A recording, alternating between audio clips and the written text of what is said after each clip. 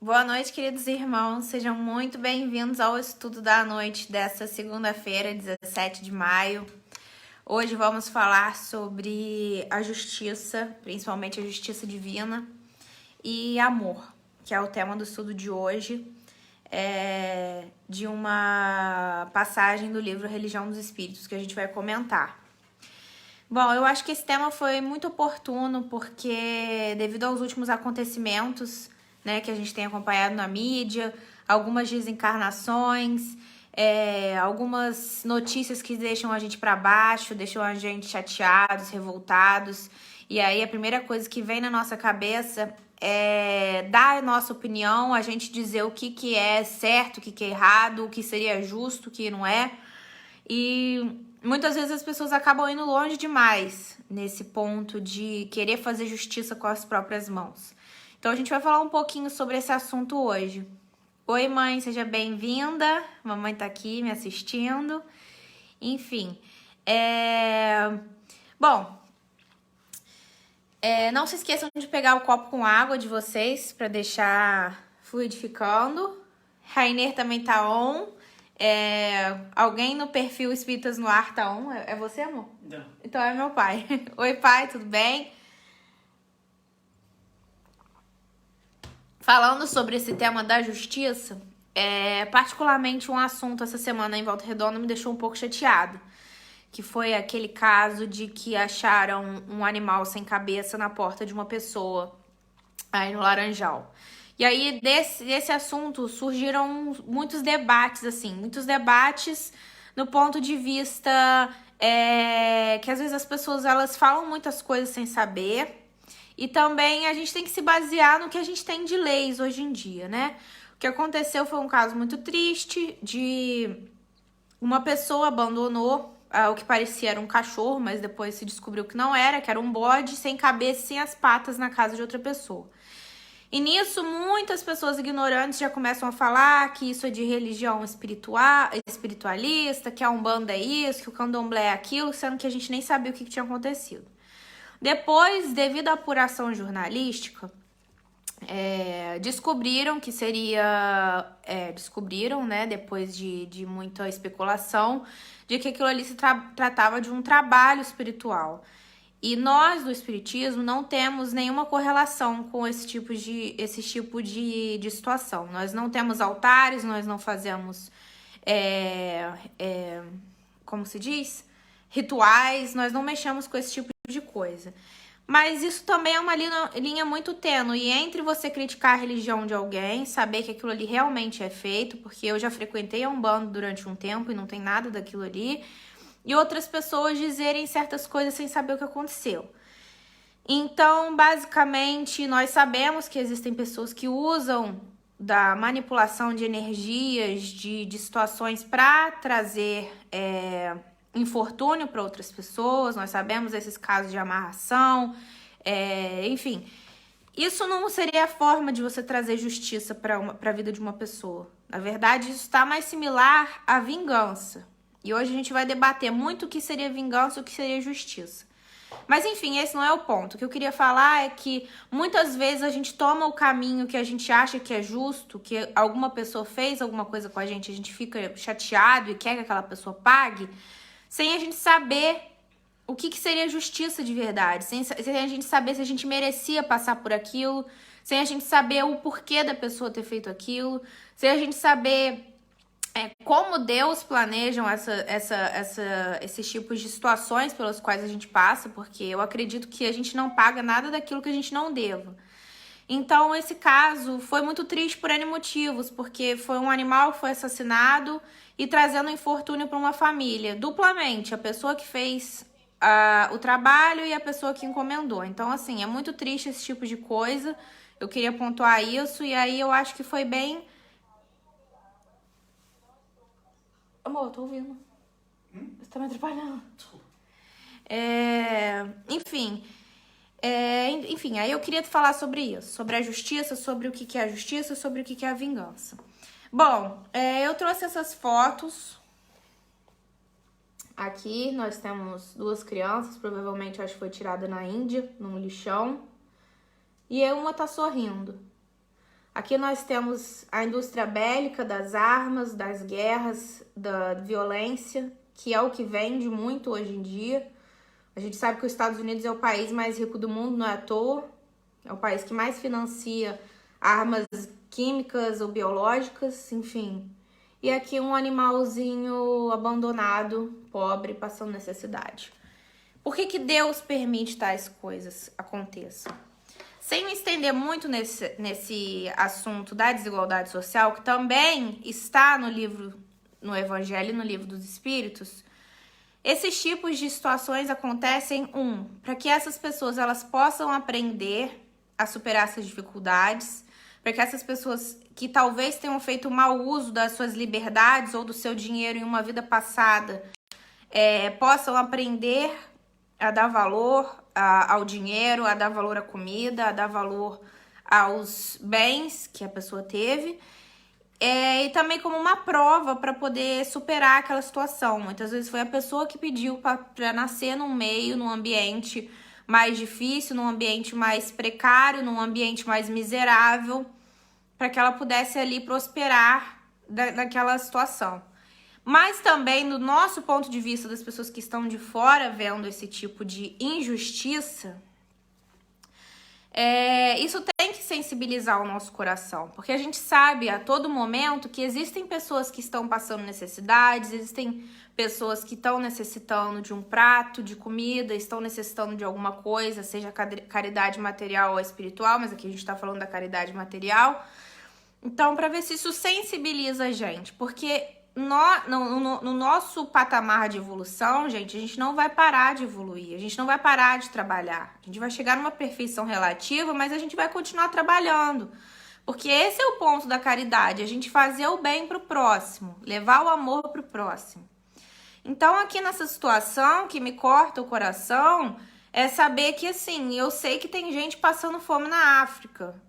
E aí eu posso procurar alguma ONG, Médicos Sem Fronteiras, tantas iniciativas, mas eu também posso me indignar com isso procurando pessoas assim do meu bairro, né, que estão passando por necessidade, alguma varredora de rua que possa precisar de roupa, alguma coisa nesse sentido. Até eu ia em Volta Redonda, no Reciclável, que fica lá perto da UBM, né, onde era a Cicuta. As pessoas vivem abandonando animais ali, tanto de animais abandonados que tem ali, e aí os catadores, né, as pessoas que trabalham lá no Reciclável, criando os gatinhos com dificuldade, os animais com dificuldade, sempre precisando de ração. Então, assim, o mundo todo tá passando por isso. Não é só no nosso país, não é só no Brasil. Claro que no Brasil o índice da pobreza tem crescido cada vez mais nesses últimos governos, e a gente sabe disso. Mas no mundo todo isso está acontecendo. A Índia agora está explodindo em casos. Eu aqui na Polônia trabalho numa empresa indiana que são dois lados da moeda, que ao mesmo tempo que essa semana o meu ritmo de trabalho diminuiu, porque o pessoal da Índia não está podendo atender o meu cliente, que é o Google, as pessoas aqui estavam, que bom, eu tenho menos trabalho, mas lá as pessoas não estão trabalhando porque tem 4.000 pessoas morrendo nos hospitais. Então, assim, os nossos países, né, a Índia, os países de terceiro mundo, a gente vê isso mais claro, essa diferença da desigualdade social, da disparidade dos salários, da pobreza, da miséria, mas isso também acontece em todo lugar do mundo, e a gente pode fazer, dar o nosso melhor para estender a mão para essas pessoas que precisam, né? E isso aqui a gente tá falando independente de você estar afiliado a alguma religião, alguma ONG ou qualquer coisa, né? Eu sei que a gente pode mais. Mas falando da justiça divina, aqui a gente tá falando com os olhos humanos, né? Da ajuda que a gente pode fazer. A gente tem 3 momentos importantes aqui no nosso estudo. O primeiro no Velho Testamento, em Moisés, no qual a lei de Talião permanecia.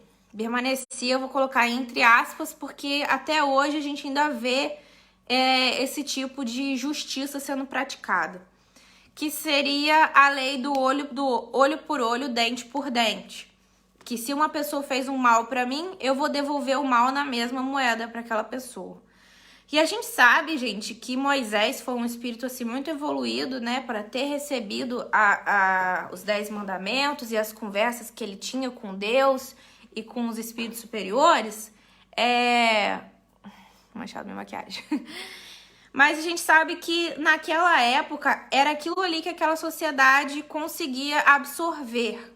Era aquilo ali que, naquele entendimento para aquela sociedade, aquilo ali seria a forma de justiça mais próxima do que eles tinham. Por exemplo, se a pessoa roubou o meu alimento, eu vou lá e corto a mão daquela pessoa. Ou seja, aquilo ali servia como uma forma de ameaça, né? Uma forma para fazer as pessoas... eu não vou roubar nada de ninguém porque eu não quero perder meus dedos. Então, mesmo que seja uma coisa que castre a outra, né? Que seja assim, como se, sei lá, como se estivesse ensinando uma criança. Não faz tal coisa que senão depois você vai ser punido. Aquilo ali era o que servia, né? Era o que dava freio para as pessoas. E aí imagino que na época de Moisés a gente ainda estava na infância da nossa humanidade, né? Então, nem fica distante essa correlação. E infelizmente até hoje, nos dias de hoje, a gente vê o caso da justiça do olho por olho, dente por dente, principalmente no Brasil, um país que a gente sabe que o sistema judiciário e as leis são totalmente falhas. Ninguém é pego, ninguém só o pobre, né? Só o pobre da favela, negro, que vai preso. Os outros de colarinho nunca vão. Mas a gente sabe que nós temos certos tipos de privilégio diante dessas pessoas. A gente já viu quantas pessoas, assim, classe média alta, que atropelou alguém, fugiu com o carro e depois pagou uma cesta básica e não aconteceu nada com aquela pessoa. Então, é difícil a gente não se indignar. Só que nós, espíritas, nós pessoas, nos indignamos. Mas nós, espíritas, nós temos que ter a consciência tranquila de que, cedo ou tarde, a pessoa que cometeu aquela falta, ela vai pagar de alguma forma ou outra. E isso aqui, gente, eu não vou saber qual falta que ela vai pagar, como que ela vai pagar, o que vai acontecer, porque isso só Deus sabe. Mas que não existe uma falta que não seja punida. Punida, espiada, né? Espiada e consertada na nossa linguagem. Aí no Novo Testamento, Jesus veio e deixou o seu maior mandamento, né? Amar a Deus sobre todas as coisas e ao próximo como a ti mesmo, que também traduzido em outras palavras seria fazer aos outros aquilo que você queria que vos fizessem. Isso também eu acho muito bonito, porque a gente faz a oração e a gente fala isso o tempo todo. Perdoar as nossas dívidas para que possamos perdoar aos nossos devedores. A gente pede para Deus perdoar as nossas faltas, mas nem sempre a gente é capaz de perdoar a falta de alguém conosco. E às vezes a gente também é muito cego nessa questão da justiça, porque nem sempre a pessoa cometeu uma falta contra a gente. A gente que botou na nossa cabeça que aquilo ali era uma falta, e aí fica chateado, fica amargurado, enfim. Então seria tudo muito mais fácil se a gente tratasse as pessoas do modo que a gente gostasse de ser tratado. Se todo mundo fizesse isso, gente, eu tenho certeza que a sociedade estava muito melhor. Mas infelizmente nós não fazemos isso, infelizmente nós não somos capazes de perdoar ainda, mas a gente tem que se esforçar. Esses são os redirecionamentos que nós temos já há 2000 anos. O tio Clóvis estava por aqui, seja bem-vindo. A Ana também está aqui, um beijinho, amiga. Então, sejam bem-vindos. Gente, qualquer comentário, deixem aí, tá? E por último veio o Consolador Prometido, que foi o Espiritismo, psicografado, né? Codificado por Kardec, que trouxe a lei da reencarnação para explicar todas essas situações que a gente falou ali antes, da questão da desigualdade social, das guerras, etc. Da lei de causa e efeito, né? Não tem como uma falta ser paga se uma falta não foi cometida. Aquilo que... E muitas vezes falando também sobre os tormentos voluntários, ou seja, aquilo mesmo, aquelas faltas que a gente está passando, aquelas provações que a gente está passando, que nós mesmos procuramos por aquilo. Então, não tem como eu gostar de beber cerveja todo final de semana e no final da minha vida eu não ter desenvolvido uma cirrose ou alguma coisa desse tipo. Não tem como eu fumar todos os dias e esperar que o meu pulmão seja saudável. Isso em qualquer área da nossa vida. Então, as leis de causa e efeito, que seriam suicídios indiretos nesse caso, as leis de penas e gozos futuros, que baseiam-se nas nossas próprias ações, ou seja, tudo aquilo que eu estou plantando agora, eu vou colher depois. O plantio é... Como que é aquela frase? O plantio é opcional, mas a colheita é obrigatória. Bom, no livro Consolador de Emmanuel, página 162... existe a pergunta: qual a significação da lei de Talião, olho por olho, dente por dente, em face da necessidade da redenção de todos os espíritos pelas reencarnações sucessivas? Ou seja, por que a gente ainda está passando por isso? Presos ainda aos milênios do pretérito, não cogitaram de aceitar e aplicar o evangelho a si próprios. E é o que a gente falou, da gente ter a nossa autorresponsabilidade.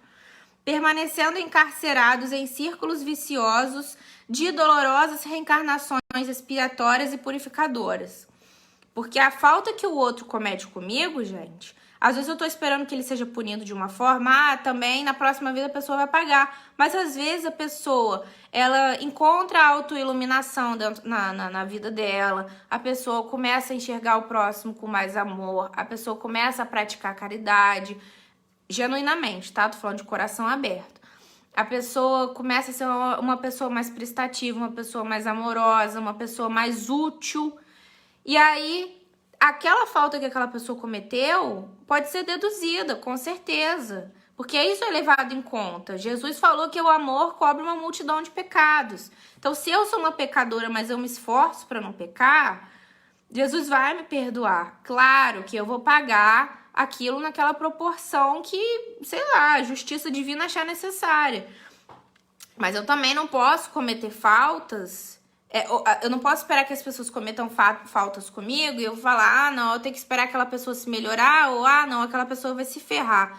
Não, gente, cada um cuida do seu. Se você tem alguma dívida com alguma pessoa, emocional, se você não consegue perdoar, se você tá muito chateado, assim, limpe o seu coração, deixe isso pra lá, foque em outras coisas da sua vida. Eu tenho tantas amigas que falam, nada pra mim dá certo. Claro, você só tá focando no que é ruim. Você só tá focando naquilo que te chateou.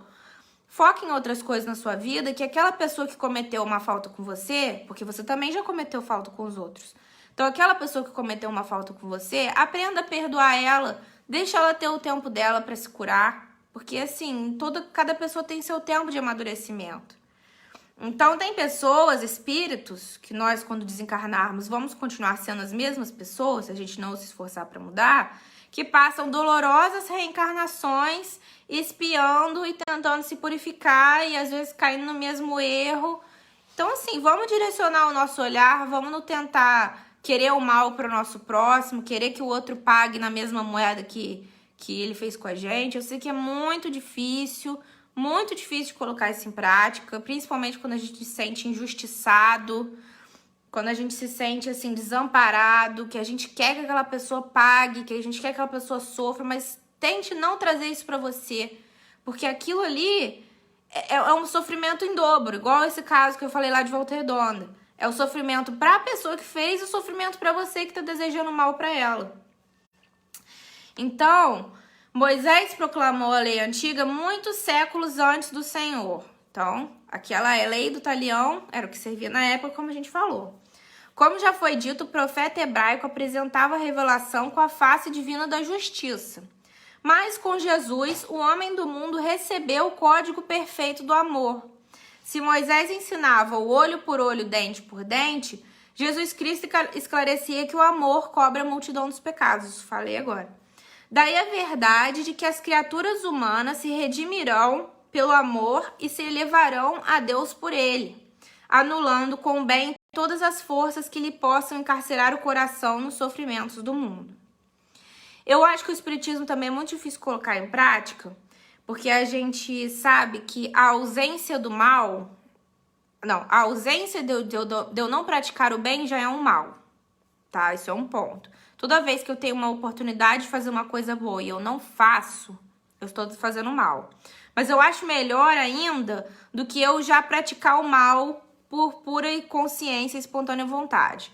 Então, assim, se eu não sou capaz de desejar o bem para a pessoa que eu preciso perdoar, então não deseje nada para ela. Eu acho que a gente tem que também botar passos realistas. A gente tem que se esforçar, tem que dar o nosso melhor, mas passos realistas.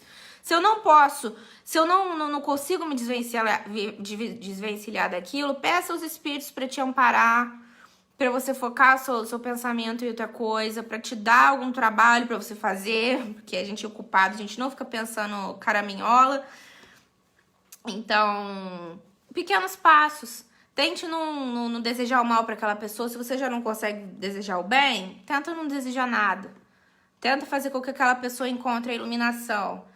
Isso pra você, porque é isso que você quereria pra você, não é? Então, esse é o ponto. No Livro dos Espíritos, na questão 876, a gente também tá falando basicamente um ponto similar. Fora do direito consagrado pela lei humana, ou seja, e a gente sabe que as leis humanas, gente, são completamente falhas. Por isso que eu falo que a justiça humana não adianta fazer com as próprias mãos. Não adianta, a lei humana vai falhar, porque a lei humana vai beneficiar o branco, o rico, homem, político. A gente tem que fazer a nossa parte, sermos cidadãos de bem, desejarmos o melhor para as outras pessoas, trabalharmos no bem, e aí a gente tá bem encaminhado. Porque não dá para esperar que vai ser resolvido no nosso tempo. Então, fora do direito consagrado pela lei humana, qual é a base da justiça fundada sobre a lei natural? O Cristo vô-la deu, desejai para os outros o que quereríeis para vós mesmos. Deus colocou no coração do homem a regra de toda a verdadeira justiça, pelo desejo de ver cada um respeitar seus direitos. Na incerteza do que deve fazer em relação ao seu semelhante em dada circunstância, o homem se pergunta como ele desejaria que se fizesse para com ele em circunstância semelhante. Deus não poderia dar-lhe um guia mais seguro do que sua própria consciência. E a gente sabe que as leis divinas estão na consciência, toda a palestra eu falo isso. Então, tá escrito aí, gente. Na nossa consciência, a gente já sabe o que a gente tem que fazer, a gente sabe que a gente tem que respeitar o próximo como a gente quer ser respeitado, e esses são os pontos. E aqui embaixo também, lá no Livro dos Espíritos, eu acho que é na próxima pergunta, tá falando: a justiça consiste no respeito aos direitos de cada um.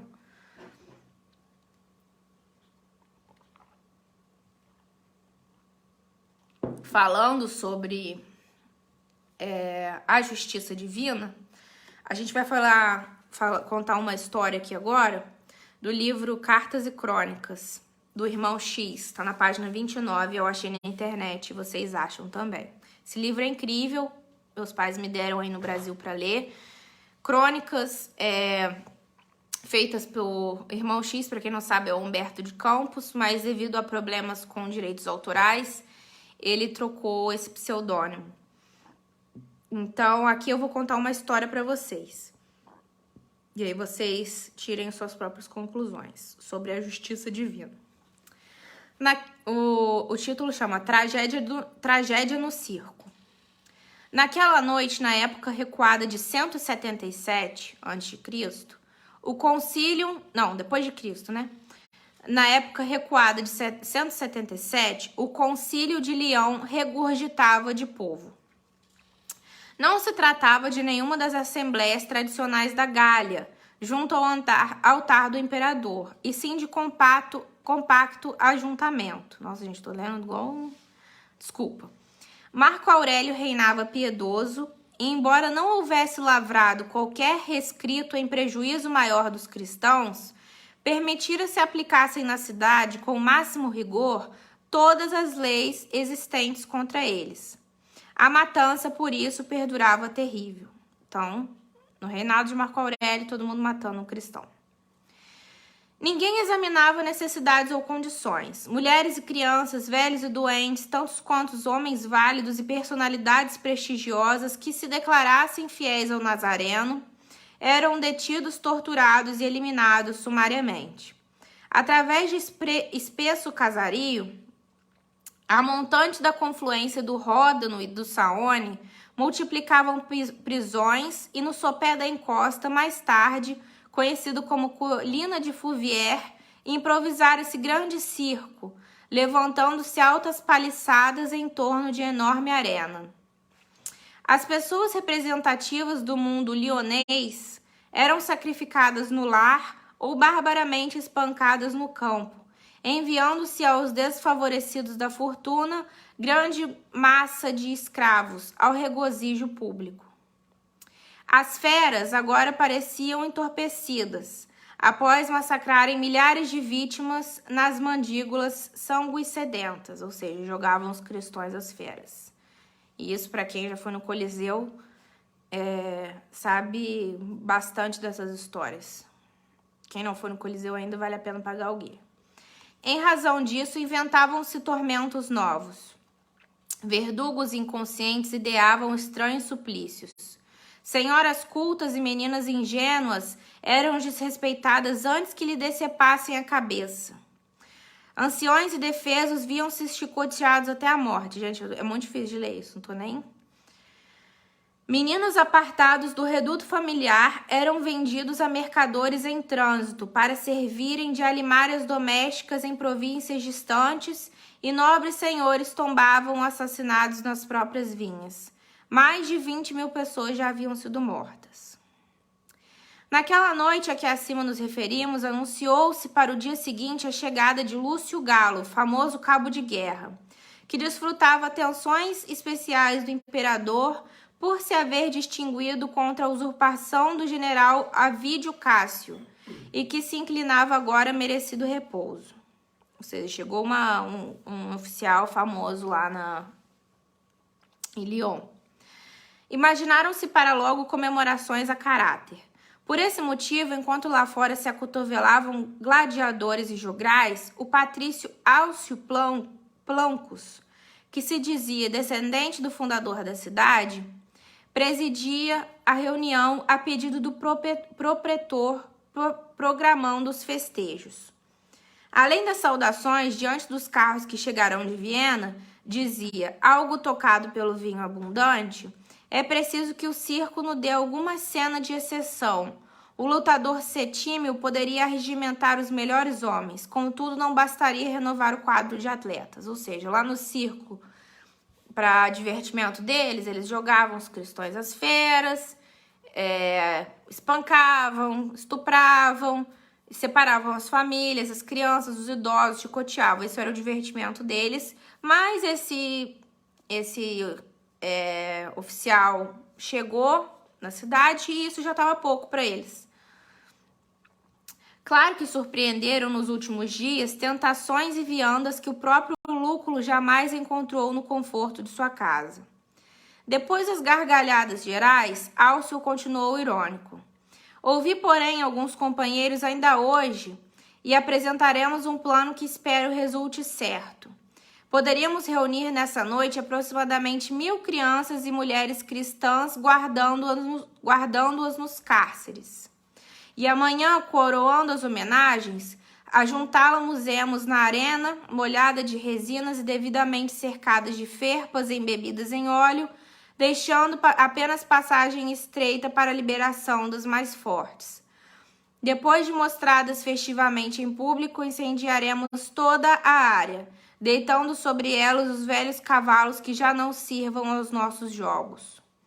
Realmente, as chamas e as patas dos animais formarão muitos lances inéditos.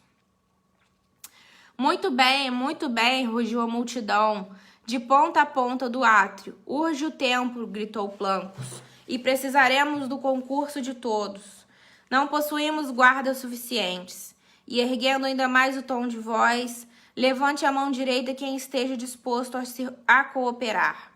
Centenas de circunstantes, incluindo mulheres robustas, mostraram destra ao alto, aplaudindo em delírio. Encorajado pelo entusiasmo geral e desejando distribuir a tarefa com todos os voluntários, o dirigente da noite enunciou sarcástico e inflexível. Cada um de nós traga um. Essas pragas jazem escondidas por toda parte. Caçá-las e exterminá-las é o serviço da hora. Durante a noite inteira, mais de 1000 pessoas, ávidas de crueldade, vasculharam residências humildes e no dia subsequente ao sol vivo da tarde, largas filas de mulheres e criancinhas em gritos e lágrimas no fim de soberbo espetáculo encontraram a morte queimadas nas chamas alteadas ao sopro do vento ou despedaçadas pelos cavalos em correria. Quase 18 séculos passaram sobre o tenebroso acontecimento. Entretanto, a justiça da lei, através da reencarnação, reaproximou todos os responsáveis que, em diversas posições de idade física, se reuniram de novo para a dolorosa expiação em 17 de dezembro de 1961, na cidade brasileira de Niterói, em comovedora tragédia num circo.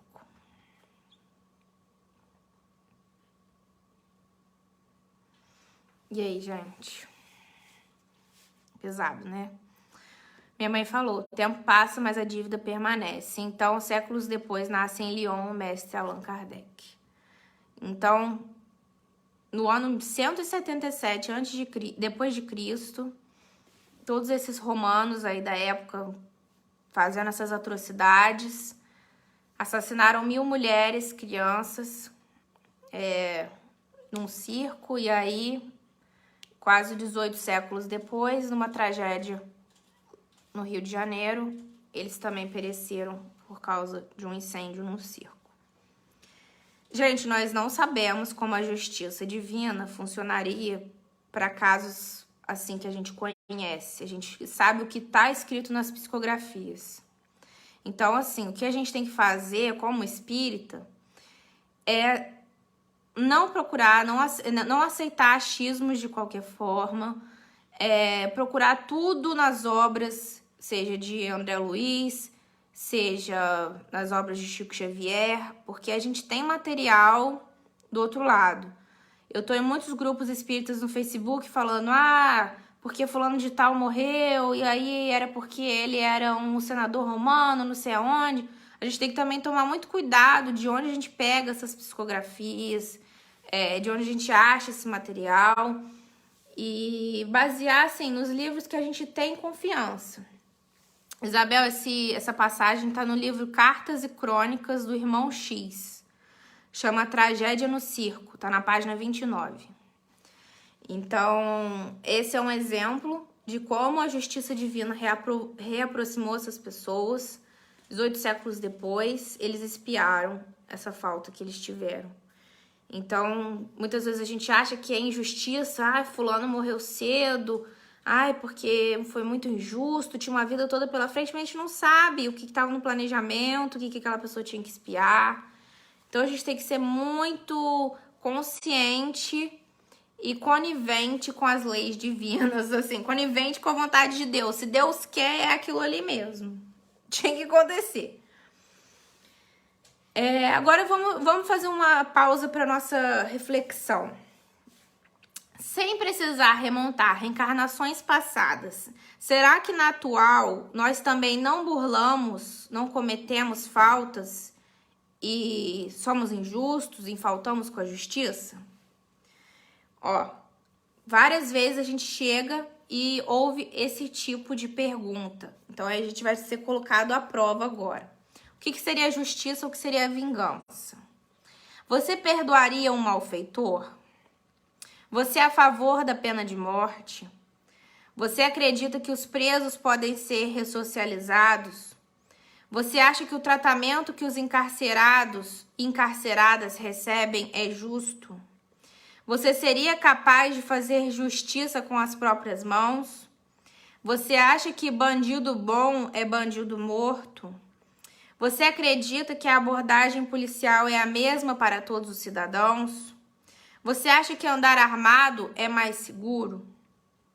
Então, dessas perguntas aí, muito estão envolvidas com os nossos ideais políticos e, enfim, o debate, o ponto central não é esse. O ponto central é, isso aqui está indo de encontro com o que Jesus deixou do amar a Deus sobre todas as coisas e ao próximo como a ti mesmo, ou tá indo contra? Porque Jesus perdoou malfeitores. Nossa, eu tô longe de ser Jesus, gente, não faz comparação. Mas o exemplo que a gente tem é esse. Jesus perdoou malfeitores. Jesus foi crucificado perto de ladrões. Jesus falava com as prostitutas.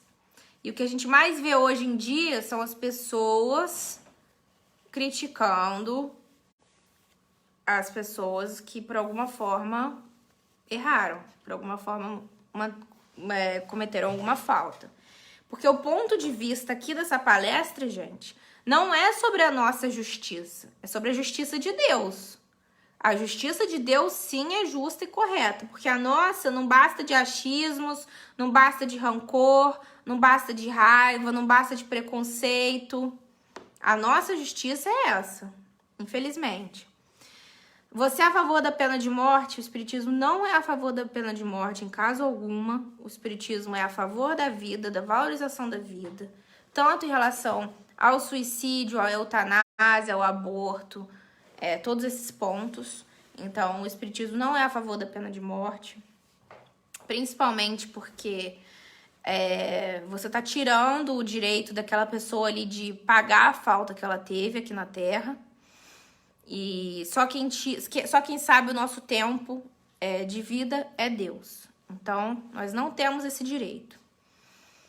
Você acredita que os presos possam ser ressocializados? Isso aqui é uma questão muito pessoal, principalmente porque a gente sabe que de crimes hediondos, né, assim, de crimes sérios como assassinato, estupro, a gente sabe que essas pessoas elas precisam de um tratamento assim mais rígido, um tratamento mais isolado, um tratamento muitas vezes psicológico, mas que grande parte das pessoas que estão nas cadeias hoje em dia foram porque traficaram drogas, foram porque roubaram alguma coisa, não tinham nada para comer, e etc. Eu não tô justificando aqui que, gente, as pessoas têm que cometer crimes, tá? O ponto não é esse. Só que se a gente voltar sempre atrás, o que a pessoa roubou? Porque ela tava passando fome. O que ela tava passando fome? Porque o Estado falhou, porque não tem emprego, porque não teve estudo, porque não teve nada. Então, essa pessoa, ela falhou no ponto de vista da sociedade e às vezes ela é punida, assim, 10 mil vezes pior. Quem que falou que uma pessoa que roubou um saco de arroz merece na cadeia apanhar, merece na cadeia passar um certo tipo de humilhação, certos tipos de violações? Quem somos nós para decidir se essa pena é justa ou não, entendeu? Esse é o ponto que eu quero falar. E aí veio para esse ponto, dos encarcerados e encarcerados receberem é justo. Eu ia citar um livro ali na frente que chama Presos que Menstruam, da Nana Queiroz, que é uma jornalista. Eu já li esse livro 500 vezes, eu sempre falo dele aqui. Eu tenho um dado aqui, tá, gente? Não sou eu que tô inventando. Do Conselho Nacional de Justiça. Esses dados são de 6 de agosto de 2018, tá? Se vocês quiserem, depois eu mando o link. É uma imagem que eles fizeram um infográfico. Perfil dos presos brasileiros. Até 2018, mas eu bem abri o G1 hoje e falou que o número de pessoas presas tinham diminuído, mas eu não tive tempo de ler a notícia, porque eu já tinha preparado essa palestra ontem. Então, essa notícia saiu hoje. Mas, enfim, desses 600 mil presos que a gente teve no Brasil, 95% são homens e 5% são mulheres. Então, aí a gente já vê também uma situação de que na sociedade machista, quem que provê a casa? O homem. Sociedade patriarcal. O homem que trabalha, o homem que tem o dinheiro. Então, muitas vezes, o que o homem vai fazer? Entrar na vida do crime para poder sustentar uma família. E aí já tá tudo errado. Então, os tipos de penas mais recorrentes. 27% roubo, 24% tráfico de drogas. Então, aí já foi mais de 50%. Ou seja, desses 600 mil, 300 mil presos foram esse tipo. 11% homicídio, que eu acho que é uma taxa alta também. 8% furto. Posse, disparo e comércio de arma de fogo ilegal, 4%. Isso, assim, já é triste, sabendo que a gente não tem arma circulando por aí, porque não é facilitado, imagina se for. E o estupro, 3%. Então, nesse livro Presos que Menstruam, essas mulheres que foram presas, a maioria delas foi por causa de tráfico de drogas, que elas queriam uma renda mais rápida para poder sustentar o filho.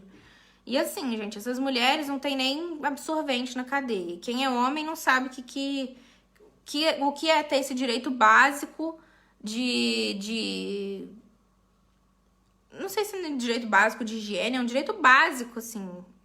Meninas faltam escolas na África, na Ásia, porque não tem absorvente dentro de casa.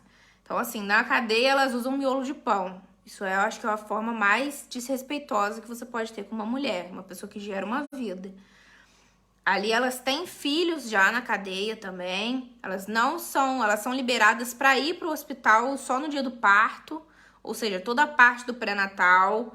E aí também é um debate aí do Estado de Direito, porque a criança não tem culpa, né? A criança tá dentro do ventre, mas não foi ela que cometeu o delito para ela estar presa.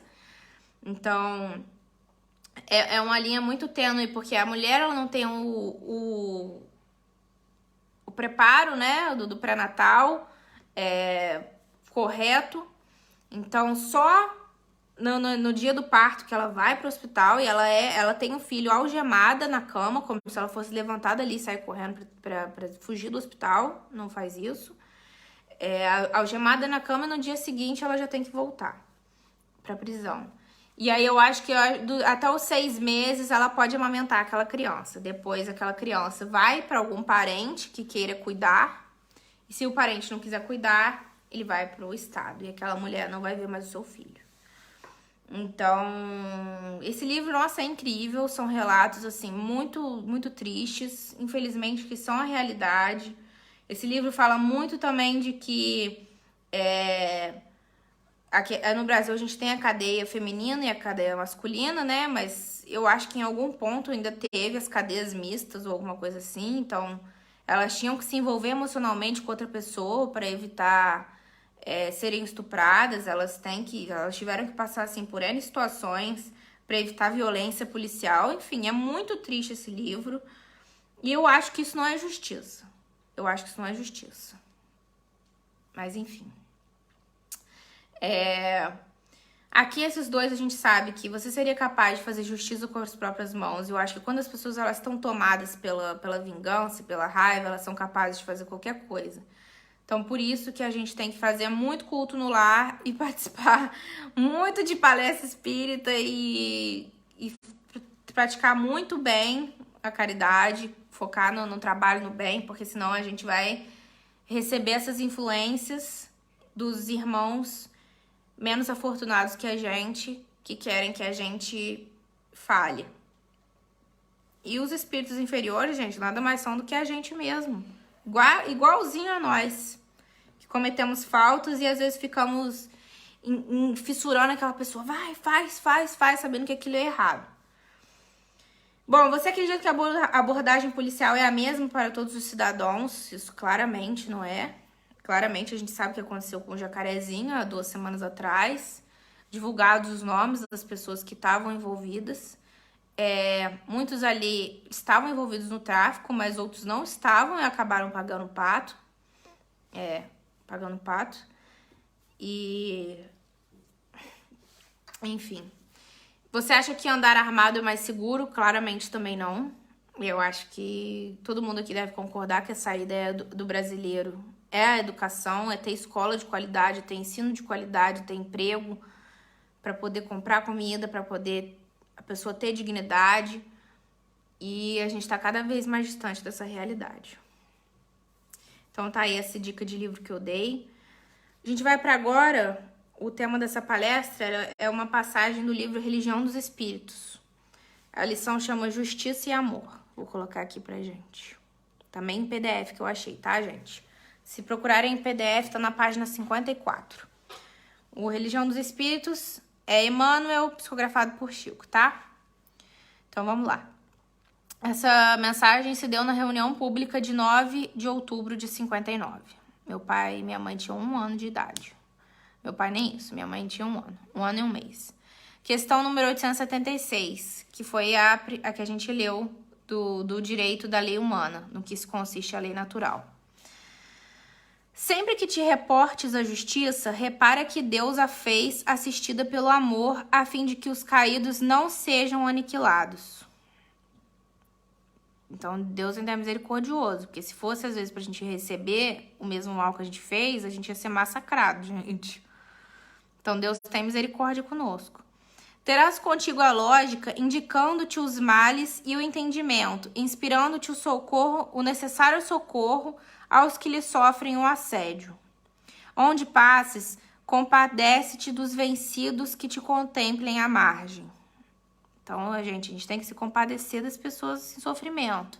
Mesmo que elas estejam sofrendo um processo de expiação ou um processo assim que muito doloroso de sofrimento, como é o caso dessas pessoas aqui, nós não somos juízes. A gente tem que ter compaixão dessas pessoas. Muitos pranteiam as ilusões que lhes trouxeram arrependimento e remorso, e muitos se levantam ainda sobre os próprios enganos, à maneira de trapezistas inconscientes ensaiando o último salto ao precipício da morte. Dir-te-ão alguns não precisarem do teu consolo, fugindo-te à presença, com receio da verdade que te brilhe na boca. E outros que descreram do poder renovador do trabalho preferem rolar no vício, descendo mais cedo aos degraus do sepulcro. Então, as pessoas que estão em sofrimento, algumas não vão querer, né, ficar perto de você de alguma forma, com medo do julgamento que você vai fazer. Ah, porque tinha que ter passado por isso. Ah, claro que tá com problema de saúde. Não faz exercício físico, não come direito, não sabe se a pessoa tem algum tipo de predisposição genética, não sabe se a pessoa tá passando por algum episódio depressivo. Então, assim, a gente julga os outros o tempo inteiro. E a gente acha que as pessoas são merecedoras daquilo que elas têm, porque elas têm que passar por aquilo ali. Muitas vezes, o que a pessoa precisava era só um conselho para ela poder mudar a maneira dela ver as coisas, né? Então, e outros que enlouqueceram de sofrimento... Não, peraí. E outros que desceram do poder renovador do trabalho preferem rolar no vício. Ou seja, descreram do poder renovador do trabalho. Aquela pessoa que fala, eu vou trabalhar pra quê? No bem. Fazer caridade pra quê? Se minha vida já tá uma desgraça. E aí se entrega aos vícios que a pessoa não enxerga. O vício da comida, o vício da tristeza, da depressão, o vício do álcool, das drogas. E aí, gente, a gente sabe que quando a gente tá em sofrimento, a gente desce cada vez mais baixo. Difícil é subir, difícil é a gente achar uma pessoa que lhe dá a mão pra gente levantar. Porque pra julgar tem muitas. Então, além deles, porém, surgem outros. Os que desanimaram em plena luta, recolhendo-se ao frio da retaguarda. Os que enlouqueceram de sofrimento. Os que perderam a fé por falta de vigilância. Vigiai e orai. Os que transviaram a míngua de reconforto e os que se abeiram do suicídio, tomados pelo superlativo desespero. Tentando dar-lhes remédio, ergue o mundo penitenciárias e hospitais, reformatórios e manicômios, como a gente falou aqui, acabamos de falar. No entanto, para ajudá-los, confere-te o Cristo a flama do amor no santuário do coração. Todos esses padecentes da estrada têm algo para ensinar. Os que tombam esmagados de aflição, induzem-te ao serviço pelo mundo melhor. E os que se arrojam a monstruosos delitos, falam sem palavras em louvor do equilíbrio de que dispões, auxiliando-lhe a preservá-lo. Não permitas que a justiça da tua alma caminhe sem amor. Gente, eu tô arrepiada. Para que não se converta em garra de violência. Não permitas que a justiça da tua alma caminhe sem amor, para que não se converta em garra de violência. Porque quando a gente quer uma justiça sem amor, a gente está simplesmente vingando. A gente não está sendo justo, a gente está sendo vingativo. Ao pé dos maiores celerados da terra, Deus colocou mães que amam, embora esses filhos desditosos de sua bênção lhe transformem a vida em fonte de lágrimas. Diante, pois, dos vencidos de todas as condições e de todas as procedências, não mostre desprezo, nem grite anátema. Vou procurar aqui no Google. Anátema, sentença de maldição que expulsa da igreja, excomunhão. A gente sempre vê essa palavra, mas eu nunca lembro o que ela significa. Não lhe conheces a história desde o princípio e não percebes agora a causa invisível da dor que os degrada. Ora e auxilia em silêncio, porque não sabe se amanhã raiará tal instante de abatimento e de angústia. E manda a regra divina, façamos aos outros aquilo que desejamos nos seja feito. Justiça sem amor é como terra sem água. Recorda que o próprio Cristo, reconhecendo que os vencedores do mundo habitualmente se inclinam à vaidade, perigosa armadilha para quedas maiores, preferiu nascer na palha dos que vagueiam sem rumo, viver nas dificuldades dos menos felizes e morrer na cruz reservada às vítimas do crime e aos filhos da escravidão. Gente, então é isso. Não julgar em hipótese alguma, nunca a caminhada da outra pessoa, não dizer que aquela pessoa tá passando por aquilo ali porque ela mereceu, não dizer palavras que não encorajam aquela pessoa a sair daquela situação, porque Deus é tão misericordioso que a gente vai passar por aquilo que a gente precisa passar, não como forma de punição, porque também, às vezes a gente puniu uma falta e a gente vai ter que reparar ela, mas como forma de aprendizado, como forma da gente conseguir enxergar de que aquilo ali não era o melhor pra gente. E a gente desconhece os desígnios de Deus, a gente não sabe nada do que Deus reserva pra gente, a gente não sabe nada de nada. Então, assim, quando a gente vê essas situações, as pessoas nos presídios, nos hospitais, na miséria, provavelmente elas estão passando por uma situação de que em uma outra vida, aquilo ali está sendo necessário para o aprendizado delas. Se a pessoa desencarnou mais cedo, que tantas pessoas desencarnaram, né? Tantas pessoas brilhantes esse último mês, às vezes aquele tempo ali dela aqui na Terra já esgotou, era aquilo ali que tinha que ter acontecido. Às vezes aquilo ali era o aprendizado que aquela pessoa precisava passar e a pessoa logrou, acabou. Então tem tanto sofrimento por aí, gente. Então não vamos aumentar o sofrimento das pessoas, vamos muito pelo contrário, minimizar o sofrimento delas. E aqui ele fala, a gente não sabe se amanhã vai ser a nossa vez. Eu acho que a gente não tem que fazer pensando que amanhã pode ser eu, a gente tem que fazer de coração. Mas eu entendo que ele diz que a gente não pode desprezar ninguém nesse mundo.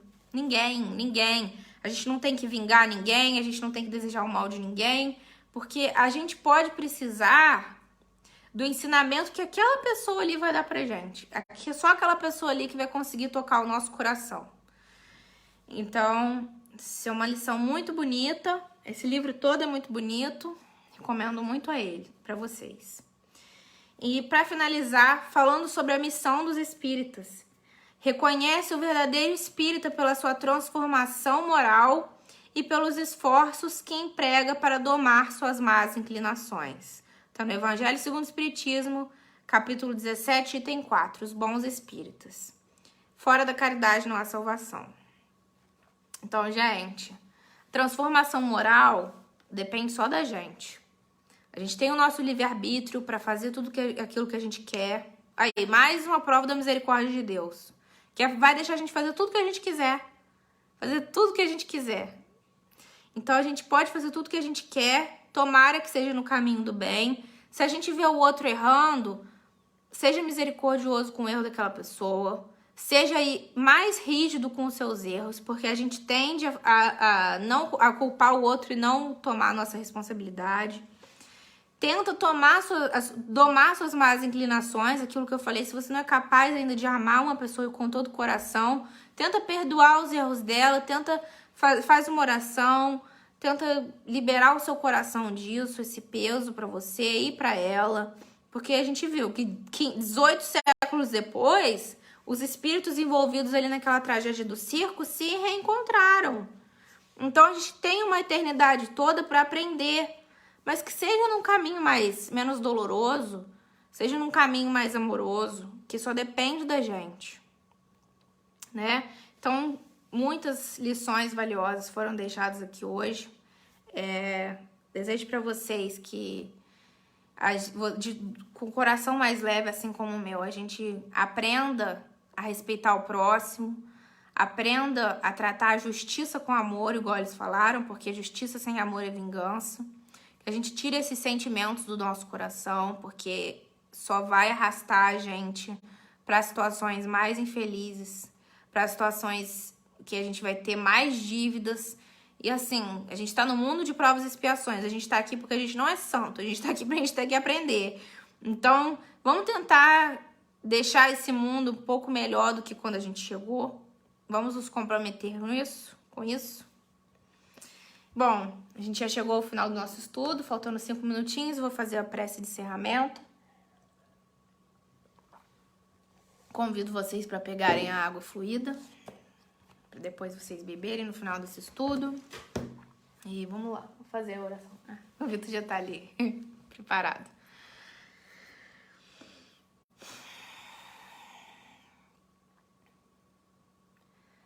Vamos fechar os nossos olhos, convidar os espíritos amigos, os espíritos superiores que visitam os ambientes das nossas casas, que façam uma visita aos nossos lares, aos nossos quartos, à nossa casa, que consiga inspirar as pessoas com as quais nós convivemos, os nossos animais, a nós mesmos. Enfim, Senhor, que essas lições sejam valiosas para nós, para que nós consigamos, de coração aberto, tentar dar o nosso melhor todos os dias, para que as bênçãos que recebemos ao longo desse caminho sejam reconhecidas. Que nós tenhamos olhos para perceber todos aqueles acasos que não são acasos, toda aquela sorte que tivemos, toda aquela situação em que fomos beneficiados e que não foram sorte, que foram ajudas que recebemos. Que sejamos mais indulgentes para com os erros dos outros, como esperamos que os outros sejam com os nossos erros. Que não digamos, não vou mais errar, mas sim, vou me esforçar para não errar, vou me esforçar para perdoar e me esforçar para pedir o perdão que muitas vezes não temos coragem de dizer. Que temos coragem de reparar as nossas faltas, que tenhamos coragem para dar o nosso melhor, para trabalhar na caridade, para servir como Jesus serviu e nos ensinou como devemos fazer.